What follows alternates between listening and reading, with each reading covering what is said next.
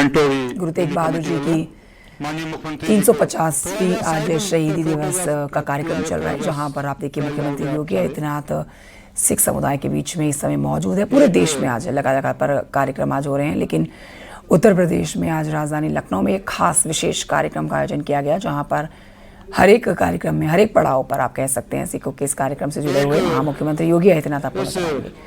लेकिन तस्वीरों में सुबह का जो आगाज हुआ है वो गुरु तेग बहादुर साहब जी की इस ग्रंथ को सिर पर उठा के चलने के साथ हुआ है। दिल्ली के लिए रवाना होगी ये विशेष यात्रा, जिसका आगाज मुख्यमंत्री योगी आदित्यनाथ ने किया है। उसके बाद गुरुद्वारे पहुंचे, वहाँ मत्था टेका और शब्द कीर्तन सुना। और अब इस समय देखिए मुख्यमंत्री योगी आदित्यनाथ सिखों के बीच मौजूद और कुछ तोहफे उनको भेंट किए जा रहे हैं सिख समुदाय के लोगों की तरफ से। देखिए तलवार दी गई है और ये गुरु तेग बहादुर जी की ये सुंदर सी तस्वीर दी गई है।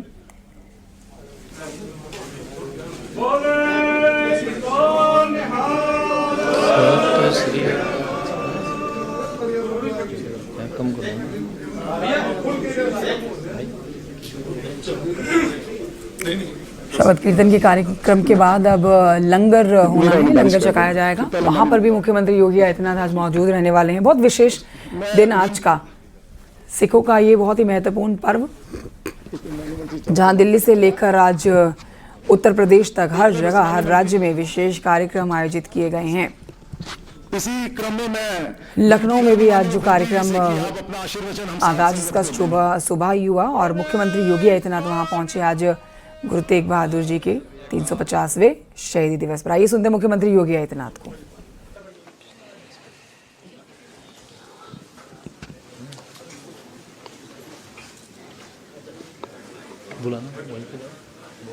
गुरु तेग बहादुर जी महाराज के 350वें बलिदान दिवस के उपलक्ष्य में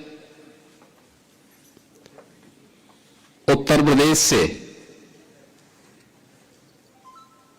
दिल्ली के लिए जाने वाली इस बलिदान संदेश यात्रा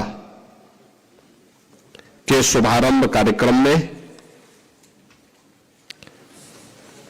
आज के इस विशेष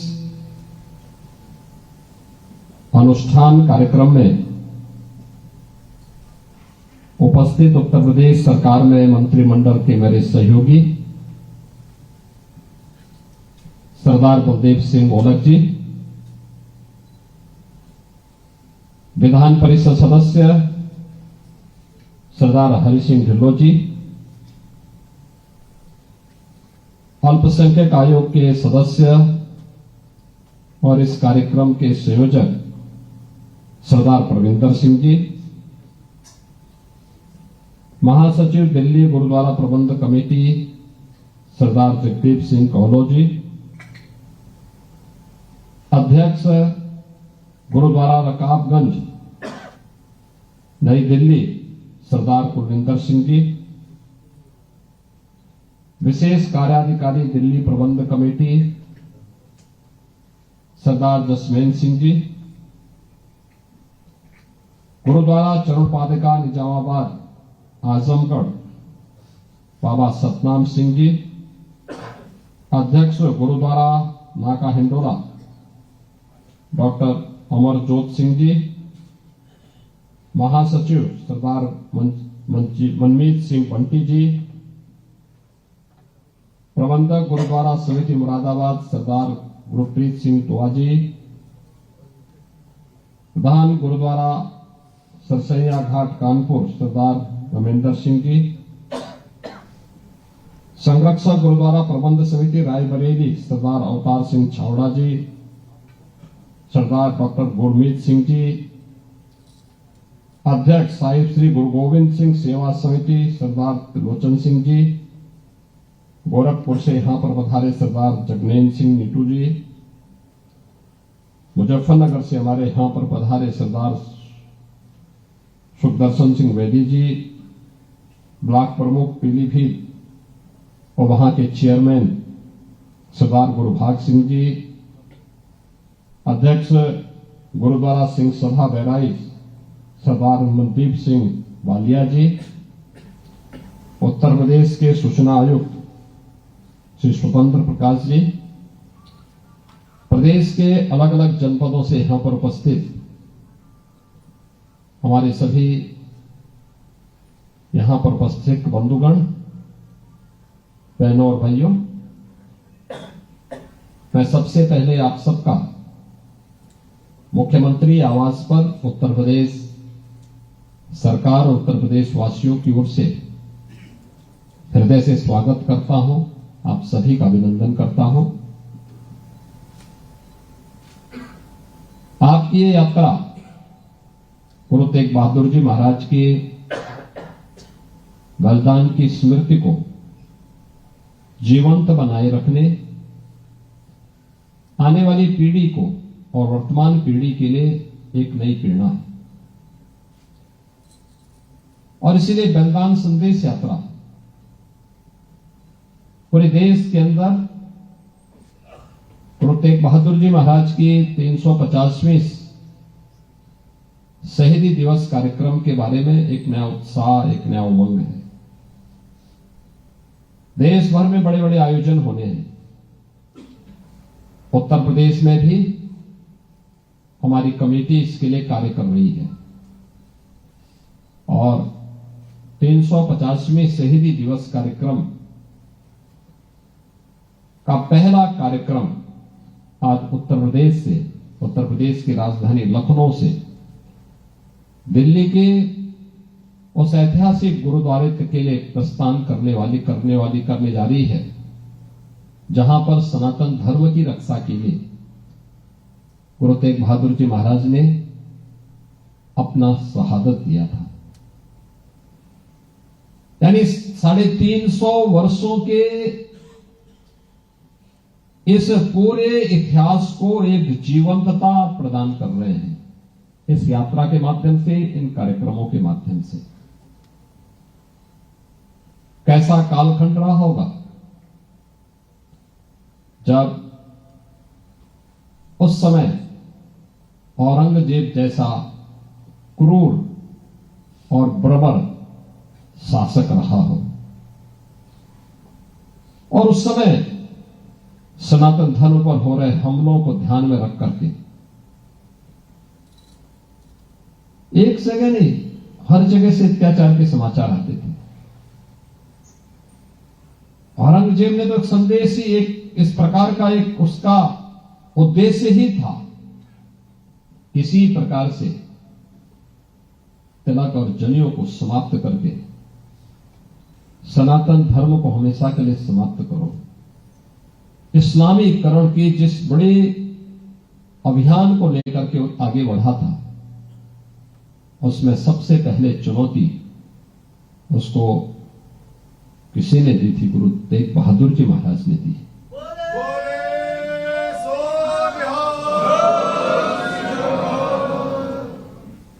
आप याद करिए कि गुरु तेग बहादुर जी महाराज ने उस चुनौती को स्वीकार किया और क्या क्या अत्याचार नहीं हुए। भाई सतीदास के साथ में, भाई मतीदास के साथ में, भाई दयाला जी के साथ में किस किस प्रकार का अत्याचार हुआ, किस क्रूरता की सारी सीमाओं को तोड़ करके उन्होंने भय से, प्रलोभन से गुरु तेग बहादुर जी महाराज को इस्लाम स्वीकार करने के लिए दबाव बनाया, लेकिन वे अपने पद से कतई विचलित नहीं हुई। उन्होंने अपनी शहादत दी, लेकिन आने वाली पीढ़ी के लिए एक नई प्रेरणा भी दे दी। यही शहादत की परंपरा है जिस पर वर्तमान भारत की नींव खड़ी है। आज हम स्वतंत्र भारत में दुनिया की चौथी बड़ी अर्थव्यवस्था के रूप में अपने आप को स्थापित किए हैं। प्रधानमंत्री मोदी जी के नेतृत्व में भारत दुनिया की चौथी बड़ी अर्थव्यवस्था बनी है। पूरे देश और पूरी दुनिया के अंदर एक नया उत्साह है। इसकी नींव में इस शहादत है, वह बलिदान है जो चार चार साहबजादे देश और धर्म की रक्षा करने के लिए अपने आप को बलिदान करने में संकोच नहीं करते। और यही कारण है कि सत्य कोई समाप्त नहीं कर सकता। हर काल, हर परिस्थिति में वह अपने आप के अस्तित्व को बनाए रखता है। और यही तो हम सब देख रहे हैं। सिख गुरुओं का इतिहास भारत की उस सच्चाई को हम सबके सामने, देश और दुनिया के सामने प्रस्तुत करता है, जिस इतिहास पर वर्तमान भारत की एक सुदृढ़ नींव खड़ी है।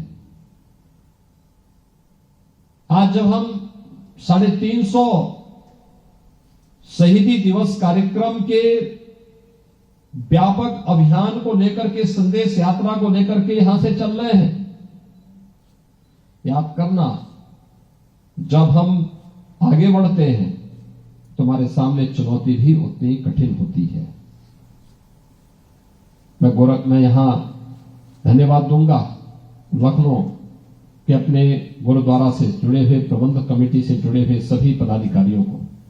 मैंने जब पिछली बार एक कार्यक्रम में नाका हिंडोला में इस बात का उल्लेख किया था कि पीलीभीत और अन्य कुछ स्थानों पर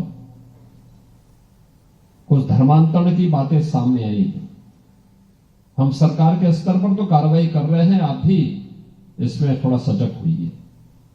और यहां की टीम गई और घर वापसी के बड़े कार्यक्रम को उन्होंने वहां पर आगे बढ़ाया। आपने देखा होगा किस प्रकार की साजिशें हो रही है। अभी बलरामपुर में एक बड़ी कार्रवाई को हम लोगों ने आगे बढ़ाया है, आपने देखा होगा, उसने रेट तय किए। यानी कैसे धर्मांतरण के कार्यक्रम को आगे बढ़ाना है।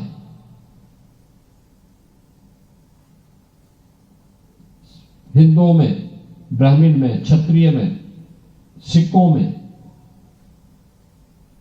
अन्य ओबीसी जातियों में, अनुसूचित जाति जनजाति के लोगों को कैसे धर्मांतरित करना, सबके रेट उसने तय किए हुए थे।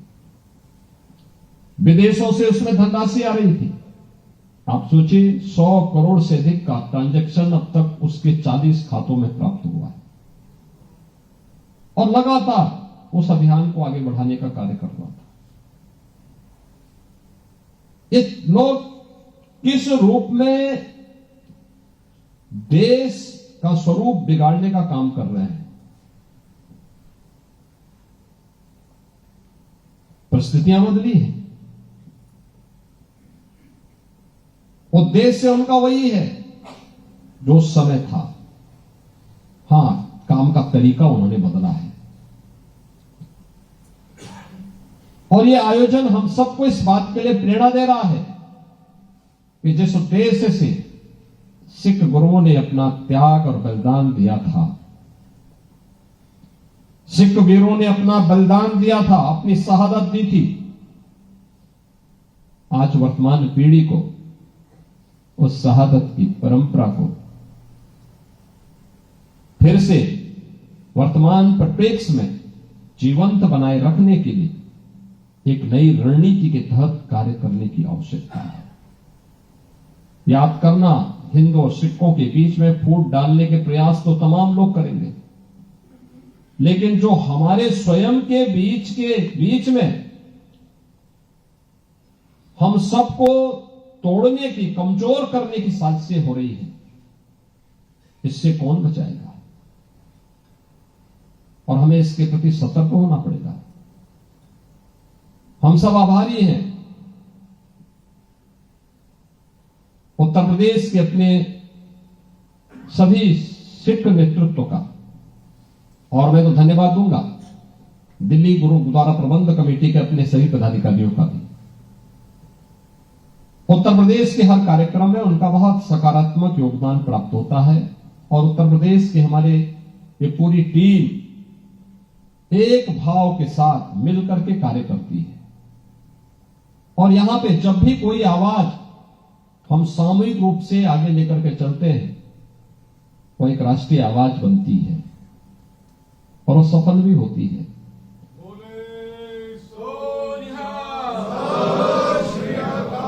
मुझे याद है गुरु नानक देव जी महाराज की 550वें प्रकाश पर्व के अवसर पर यहां पर कीर्तन का कार्यक्रम आगे बढ़ा। इसके उपरांत अनेक ऐसे कार्यक्रम हुए। बाल दिवस का कार्यक्रम हम लोगों ने जब कोविड कालखंड में प्रारंभ किया तो वीर बाल दिवस का आयोजन 26-27 दिसंबर के अवसर पर करते हुए यहां पर यह आवाज उठी थी कि राष्ट्रीय स्तर पर हो, और हम आभारी हैं प्रधानमंत्री मोदी जी के। उन्होंने 26 दिसंबर की तिथि को वीर बाल दिवस के रूप में अखिल भारतीय स्तर पर इस आयोजन को आयोजित करने का निर्णय लिया, और अब यह एक अपने आप में राष्ट्रीय आयोजन बन गया है।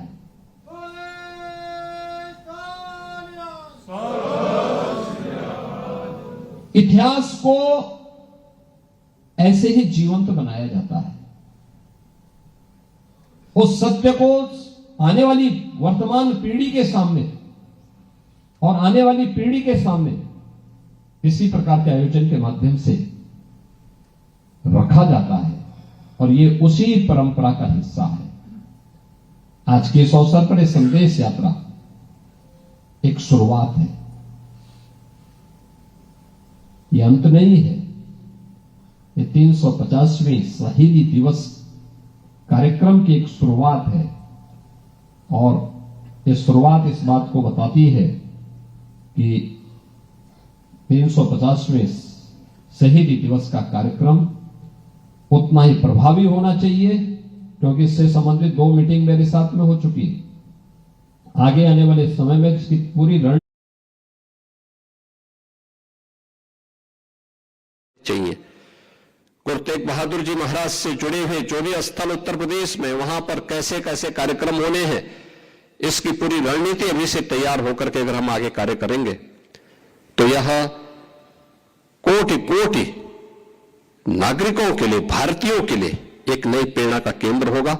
मैं इस शहीदी संदेश यात्रा को आज शुभारंभ करते हुए मुझे अत्यंत प्रसन्नता की अनुभूति हो रही है। मैं अपनी शुभकामनाएं देता हूं और विश्वास करता हूं कि यह यात्रा गुरु तेग बहादुर जी महाराज सिख गुरुओं के उस महानता को, जिन्होंने देश और धर्म के लिए अपने आप को जिस भाव के साथ आगे बढ़ाया था, उससे हम सब एक नई प्रेरणा प्राप्त करेंगे। इस पूरे कार्यक्रम के प्रति मेरी मंगलमय शुभकामनाएं हैं। बोले सो निहाल, बोले सो निहाल। सत श्री अकाल। ये तस्वीरें हम आपको दिखा रहे हैं। 350वां शहीदी वर्ष मनाया जा रहा है और इस दौरान शबद कीर्तन का आयोजन किया जा रहा है, लंगर का आयोजन किया जा रहा है। मुख्यमंत्री को हम सुन रहे थे जिस तरह से तेग बहादुर साहब का 350वां शहीदी दिवस है, उस अवसर पर लखनऊ से दिल्ली के लिए रवाना किया गया एक जत्था जो कि चांदनी चौक के गुरुद्वारे में पहुंचेगा। और इस मौके पर मुख्यमंत्री योगी आदित्यनाथ को भी हमने सुना और उन्होंने कहा कि हर धर्म को साथ लेकर चलने वाले तेग बहादुर, उन्होंने हमेशा से मानवता का पाठ पढ़ाया और इसी के रास्ते लगातार आगे भी बढ़ने का काम किया जा रहा है। तो इस वक्त मुख्यमंत्री का स्वागत किया जा रहा है, तस्वीरें हम आपको दिखा रहे हैं। आज गुरु तेग बहादुर के किए गए कामों को याद किया जा रहा है। उन्होंने हमेशा से जो धर्म है, हिंदू धर्म है, उसको चारों तरफ सिख धर्म है उसको फैलाने का काम किया। गुरु नानक देव जी के बाद सबसे ज़्यादा भारतवर्ष में भ्रमण करने वाले गुरु तेग बहादुर, और उन्होंने जगह जगह घूमकर सिख धर्म का प्रचार किया। उन्होंने मानवता का पाठ पढ़ाया और आज उन्हीं को, उनकी बातों को, उनके विचारों को याद करने का दिन है।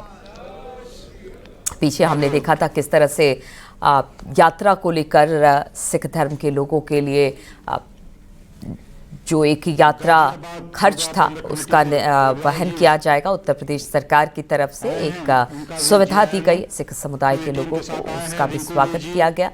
और इस वक्त मुख्यमंत्री का स्वागत करते हुए वहां पर जो आयोजन किया गया है, जहां पर शबद कीर्तन रखा गया है, लंगर है और तेग बहादुर जी के शहीदी दिवस का जो कार्यक्रम है वहां पर मुख्यमंत्री का अभिनंदन करते हुए सिख समुदाय के लोग। सुबह हमने देखा था किस तरह से यात्रा को उन्होंने रवाना किया लखनऊ से दिल्ली के लिए, तब गुरु ग्रंथ साहिब को सर पर उठाकर इसे रवाना किया गया था।